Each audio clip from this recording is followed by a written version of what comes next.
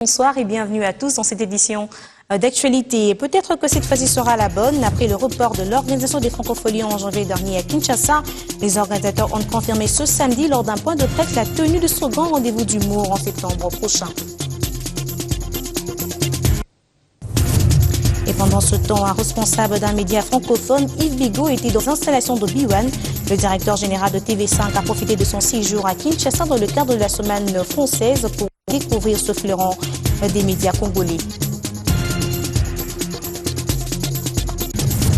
Lancement ce samedi du projet de développement des infrastructures financières et des marchés, un véritable accroissement des PME aux services financiers à travers la modernisation du système de paiement financé à hauteur de 30 millions de dollars. Ce projet entend couvrir une période de 6 ans. Lancement ce samedi du projet de développement des infrastructures financières et des marchés financiers par la Banque mondiale à hauteur de 30 millions de dollars. Objectif, appuyer le ministère des Finances dans sa mission de surveillance de la mise en œuvre des réformes du secteur. Le PDFM est piloté par la cellule d'exécution des financements en faveur des États fragiles. Le projet de développement des infrastructures financières et des marchés a un besoin pour accroître l'accès des PME aux services financiers à travers la modernisation du système de paiement, le développement du marché financier des PME et la promotion de l'inclusion financière. Lancé à Kinshasa au Grand Hôtel ce vendredi, ce projet piloté par la cellule d'exécution des financements en faveur des États fragiles. L'atelier d'aujourd'hui nous a permis de bien comprendre les contours de la mise en œuvre de ce projet. Elle a permis à chaque intervenant de connaître son rôle. Nous avons une composante qui est exécutée par la Banque centrale. Nous avons une composante qui est exécutée par le fonds de la promotion, le fonds d'inclusion financière et une composante qui va être exécutée par une institution financière intermédiaire. Il comprend 3 composantes qui sont la modernisation des infrastructures des paiements à des fins d'inclusion financière, l'appui technique à l'expansion de la microfinance et à l'inclusion financière et une ligne de crédit pour le financement à moyen et à long terme. Le besoin pour l'atteinte des objectifs reste pressant. Les besoins sont immenses pour pouvoir mettre en place les infrastructures financières nécessaires au développement de ce marché, mais nous sommes confrontés à une difficulté, c'est que les ressources restent limitées. D'où la tension que génère la mise en place des mécanismes de financement des activités en faveur des micro, petites et moyennes entreprises de notre pays. Un projet ambitieux pour un développement durable qui conditionne des mécanismes capables d'impacter sur la vie des communautés. Nous soutenons en parallèle le développement des institutions qui sont à même d'offrir de nouveaux produits, des produits auprès des populations disséminées dans toutes les provinces, et notamment les coopératives et les institutions de microfinance que nous soutenons à travers le FPM-ASBL en leur apportant une assistance technique. Ce projet financé par la Banque mondiale entend appuyer le ministère des Finances dans sa mission de surveillance de la mise en œuvre des réformes du secteur à travers la mise en place d'une unité technique en son sein. Pour 30 millions de dollars américains, ce projet couvre une période de 6 ans et est bénéfique aux entrepreneurs dans divers secteurs de l'économie. Au Nord Kivu, l'absence des services de sécurité tels que l'armée et la police dans plusieurs agglomérations du territoire de Massissi pousse la nouvelle société civile provinciale à monter au créneau. Son coordonnateur provincial Serge Farini appelle le gouvernement congolais à prendre ses responsabilités pour la restauration effective de l'autorité de l'État dans ces entités de Massissi. Et pour parler du cas d'espèce ici, parce que nous sommes en train de parler par exemple du territoire de Massissi, c'est un exemple typique seulement. La question de l'autorité de l'État reste une nébuleuse jusqu'à présent. Je prends l'exemple par exemple de Ngundu, une cité où vous trouvez des milliers d'habitants, mais vous pouvez compter à bout des doigts les policiers. Donc ce que nous voulons, nous à la nouvelle société civile congolaise, pour laquelle nous présidons d'ailleurs la destinée pour la province du Nord Kivu, nous voudrions à ce que les gouvernants congolais quittent cette approche beaucoup plus juridique vers une approche sociologique, avec des résultats sur le terrain. Nous voulons que l'on puisse renforcer l'autorité de l'État dans les principales cités de ces territoires. Je vais prendre par exemple l'axe Massissi vers Niabione. Il y a plusieurs localités là-bas. Il y a Bukombo, il y a toutes les localités environnantes. Il y a également Kachebere, il y a également des axes comme Lukweti. C'est autant de cités, autant des villages qui nécessitent vraiment une présence adéquate d'un dispositif policier pour que finalement on parle d'une réelle restauration de l'autorité de l'État. Parce qu'aujourd'hui, c'est la priorité des priorités pour tout le monde. Et j'étais en train de le dire, il n'est pas normal, il est superfétatoire que dans une grande ville comme la ville de Goma, bien sûr qui a aussi besoin d'une sécurité, c'est bel et bien vrai, que l'on puisse avoir une concentration de ces éléments-là, alors qu'on a besoin de ces éléments dans d'autres parties de la province. Toujours dans cette partie du pays, sachez que 5 éléments ADF ont été tués lors des affrontements contre les FARDC survenus le vendredi dernier à Maïmone en territoire de Béni. En ce moment, le ratissage se poursuit dans la zone. Ekas Mussi, témoin de l'événement. La nouvelle réforme au sein des forces armées de la République démocratique du Congo, frappant aussi les commandements d'opération Soukola-1, visant à éradiquer les rebelles ougandais ADF, est applaudi par la population de Béni, tout comme au sein de la classe politique. Pour la population, en dépit du changement de la chaîne de commandement des opérations Soukola-1, tout est fait prêt pour soutenir l'armée. Cette nomination de l'ordonnance du président de la République va changer beaucoup de choses. Et nous passons à l'accomplissement noble des militaires de leur mission. Le relèvement de commandants d'opérations Soukola 1 et de certaines troupes est salué par la majorité présidentielle à Béni. Pour Blaise Kalemoussoubao, du mouvement social pour les renouveaux, le chef de l'État est en train de rencontrer la population dans sa soif. Le président de la République n'a répondu qu'aux préoccupations de la population et c'est ce qu'il a fait. Et cela, c'est pour être trop proche des réclamations de la population. Les amis de l'opposition qui ne cessent de dire que non, ils avaient donné les recommandations qui ne sont pas suivies. Maintenant, je crois que tout cela qui devrait être toujours un mécanisme à faire pour satisfaire aux différentes préoccupations de la population. Du côté de l'opposition, l'on invite encore le chef de l'État congolais à pouvoir freiner à tout prix les projets de balkanisation qui secouent la République démocratique du Congo. Emmanuel Tembo Kalimouli. Nous saluons cette action du président de la République d'avoir répondu aux vœux de la population et nous espérons que ces faux de commerce, ici je parle des ADF Nalou qui n'existent pas puisque feu général Baouma les avait tous matraqués, donc il n'y avait qu'un faux de commerce. Nous espérons que c'est fini cette fois-ci, nous n'allons plus parler des ADF Nalou. Cette chaîne de commandement doit être celle de militaires aguerris, des ingénieurs en plan de guerre qui connaissent la géographie de la République démocratique du Congo et aux troupes de suivre les ordres de la chaîne de commandement. Et nous demandons à notre armée et au commandant suprême de mettre fin à cette tentative de balkanisation. Rappelons que cette nouvelle nomination au sein des forces armées de la République démocratique du Congo a touché toutes les 3 zones de défense au pays. Erika Smoussi, Béni, Biwan. Autre chose, le directeur général de la chaîne TV5 était dans les installations de Biwan cet avant-midi. Cette visite de Yves Bigot est un signal fort de TV5 Monde qui s'engage à assurer la visibilité des créateurs et artistes congolais sur les antennes de TV5.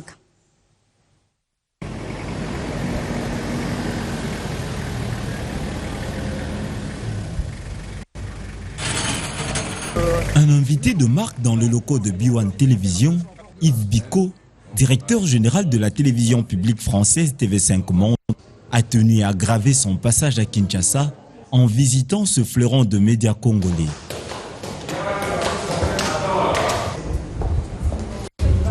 Un honneur pour Biwan Télévision, mais aussi une fierté pour cette personnalité de marque. Et nous sommes très ouverts à travailler avec les équipes de Biwan, notamment si vous investissez dans le cinéma ou les séries télévisées ou les documentaires que nous aidons à financer. On travaille avec les producteurs et donc on peut très bien envisager des collaborations avec Biwan et les producteurs avec lesquels vous travaillez, que vous soutenez déjà. Ou les autres. Cette visite, une opportunité pour Yves Bigot de réitérer son appel aux créateurs du monde de médias et aux cinéastes, tant de la RDC que d'Afrique, de solliciter le concours des médias francophones. Nous souhaitons donner aux créateurs et aux artistes de RDC une grande visibilité sur l'ensemble de l'antenne de TV5 Monde Afrique et même au-delà, sur nos autres chaînes. Nous sommes vraiment ouverts à toutes les suggestions et c'est très important pour nous que les téléspectateurs congolais se sentent représentés sur nos antennes. B1 excelle dans sa progression et se voit encore honoré par cette énième visite d'une personnalité non la moindre.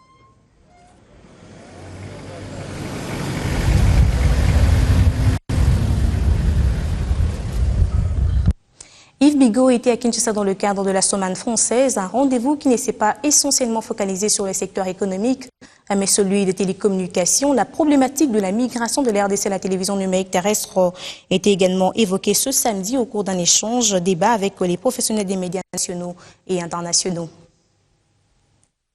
Le débat sur le passage de la télévision analogique à la télévision numérique terrestre en République démocratique du Congo s'invite à la deuxième semaine française de Kinshasa. Et pour l'occasion, des invités de marque sur la table de discussion pour répondre aux préoccupations des journalistes conviés à cette conférence de presse. Dans le panel, Canal+, cette société de télédistribution qui évolue dans le numérique satellitaire. Il paraît normal et naturel finalement de regarder et de s'intéresser évidemment de plus près à cette transition et d'accompagner cette transition vers la TNT parce que au-delà de la technologie qui permet de transporter les contenus et de les agréger, le but et notre objectif reste d'adresser le plus grand nombre de personnes et de permettre au plus grand nombre d'accéder à ces contenus. Canal+ salue cette migration car elle va être une opportunité pour structurer l'écosystème du marché audiovisuel en RDC. Cette rationalisation qui va venir avec la TNT devrait permettre aux chaînes d'optimiser les revenus publicitaires tout simplement, structurant une offre avec alors peut-être une moindre diversité de chaînes au départ, mais c'est aussi ce qui va permettre justement d'avoir une meilleure visibilité, d'avoir à terme des mesures d'audience qui permettront justement de véritablement valoriser et monétariser les espaces publicitaires pour les annonceurs. Le coordonnateur de la TNT est revenu sur la proposition de mutualisation des chaînes pour une meilleure conjonction des ressources. C'est une expérience qui favorise l'utilisation en commun de certaines ressources qu'on peut partager. Dans le cas d'espèce, je regarde la configuration congolaise de nos chaînes. Pourquoi proposer cette mutualisation?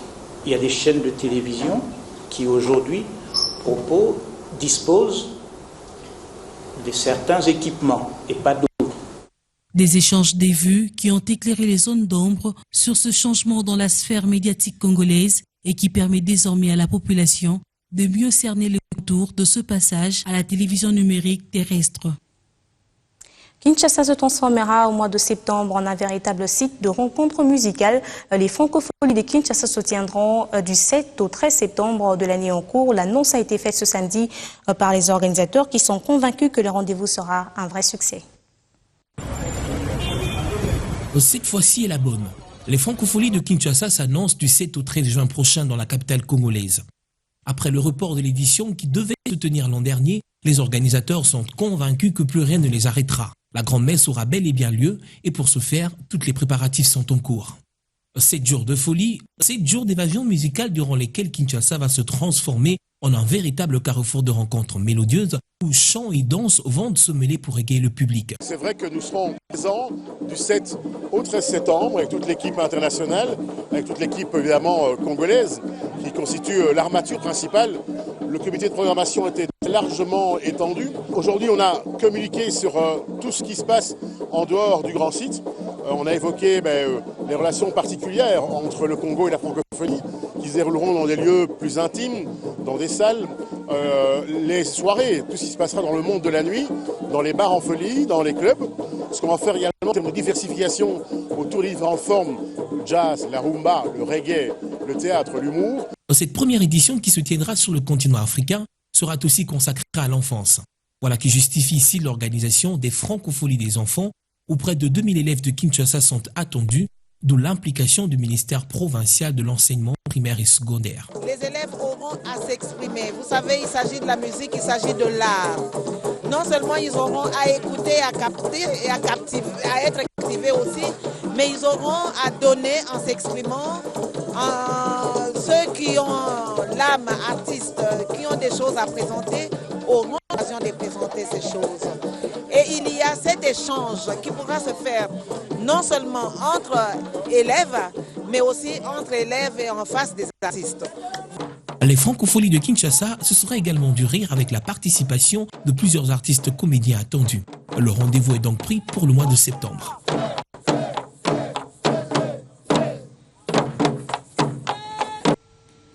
Et puis ce communiqué de presse de la compagnie South Africa Airways qui signale à sa clientèle qu'elle peut rejoindre l'île Maurice au départ de Kinshasa via Johannesburg grâce à South Africa Airways et y passer des vacances de rêve. Pour les ressortissants de l'RDC, pas besoin de visa, il suffit pour vous d'avoir votre réservation d'hôtel payée ou confirmée et des preuves de subside. Pour tout renseignement, priez contacter votre agence de voyage ou le bureau de SAA ou encore au site www.flysaa.com. Et puis le lancement de la caravane des portraits ce vendredi dans la soirée sur la place des Évolués, un événement culturel riche en couleurs qui a rendu hommage aux héroïnes congolaises qui se sont transformées pour la circonstance en mannequins sur le podium. Les héroïnes congolaises, femmes parfois laissées dans les oubliettes de l'histoire du Congo, vaillantes filles qui par leur savoir-faire et savoir-être ont écrit une partition de la chanson du pays. Leurs portraits sont posés sur la place des Évolués à la Gombe pour les valoriser et dire à la mémoire collective leurs souvenirs pour les unes et les perspectives pour les autres. La caravane des portraits a donc ouvert ses portes à Kinshasa. L'idée de la caravane de portraits m'est venue parce que je voulais que la génération future puisse connaître les vraies valeurs, les valeurs de cette femme congolaise, ces femmes qui se réveillent le matin, qui se battent au quotidien tous les jours pour l'avenir de leur famille et de leur communauté. Et si vous regardez au jour d'aujourd'hui, notre génération a perdu ses repères. Et il était important pour nous de pouvoir construire en fait les ponts vers le futur. Et pour construire les ponts vers le futur, il fallait qu'on aille à la source. La source, c'était ces femmes. Comment elles ont su contourner les difficultés qu'elles ont rencontrées. Au nombre des portraits de la soirée figurent deux femmes de courage. Pour elles, être identifiées parmi les valeurs que regorgent les pays mérite des remerciements. C'est une initiative à encourager parce qu'elle a voulu valoriser les femmes et montrer que les femmes peuvent faire quelque chose dans ce pays. Même les femmes qui ont travaillé avant, je les ai aussi valorisées. Si elles sont oubliées, mais elle a fait qu'on ne puisse pas les oublier. On a vu les photos de Kourbavita, on a vu les photos de Maman Antoinette, même si elles ne vivent plus, mais on montre que dans ce pays, il y a eu des femmes courageuses et des femmes de valeur. Que j'ai voulu refléter cette aujourd'hui, le travail que je fais à Kinshasa. C'est vraiment louable puisque nous avons quand même des femmes qui contribuent à la reconstruction de ce pays. Et c'est une bonne chose qu'on commence déjà à montrer les images, la visibilité des femmes congolaises. Le défilé de mode était également au menu. Les grandes dames transformées en mannequins de circonstance, les professionnels de la mode ont-elles présenté leur dernière collection Vlisco. Cette célébration de la femme, on peut la retrouver jusqu'au 30 juin sur ce site.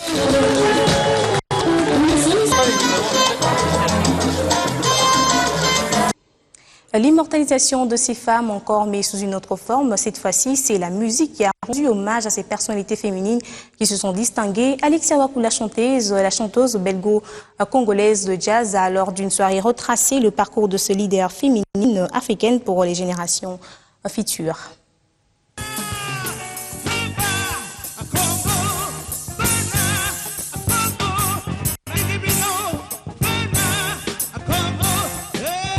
Puissante et perçante est cette voix qui traverse les frontières culturelles en immortalisant ici le parcours historique des femmes noires. Cette voix, une fois de plus, fait voyager le public congolais amoureux du jazz dans le temps. Lors de cette soirée mythique spéciale Black Magic Woman, Alexia Wakou a une fois de plus rendu des hommages mérités à ces leaders féminines africaines dans celle de la RDC pour leur combat et leurs arts musicaux qui du reste demeurent ancrés dans l'évolution de l'humanité.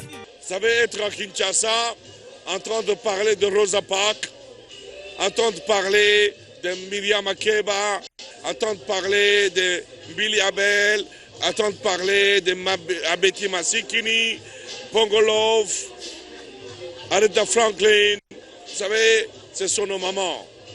Ce sont des grandes combattantes de la liberté. Alessia, c'était formidable, vraiment formidable. Lorsqu'on parle d'Afrique, on dit que c'est le berceau de l'humanité. Lorsqu'on parle de berceau, on parle de bébé. Et pour avoir un bébé, il faut une maman. Donc, ce qui veut tout simplement dire que la place est capitale. Le rôle de la femme est capital. Non seulement dans l'histoire de l'Afrique, mais aussi dans l'émancipation de l'Afrique que nous voulons, de notre Afrique de demain. On doit compter avec elle, parce que sans elle, ça sera difficile d'atteindre les objectifs que nous sommes censés atteindre. Les morceaux interprétés ont émerveillé le public, d'où ces émotions qui ne pouvaient être retenues. J'ai adoré la prestation, c'était vraiment super. Alexia, je la connaissais, c'est une super chanteuse, une voix, comme on en voit peu au Congo. Elle chante du jazz, elle a la voix pour ça. Ce projet-programme lancé depuis 2010 se veut être un moyen par excellence d'immortaliser le parcours de toutes ces femmes noires de peau, de couleur et de tradition pour des générations futures.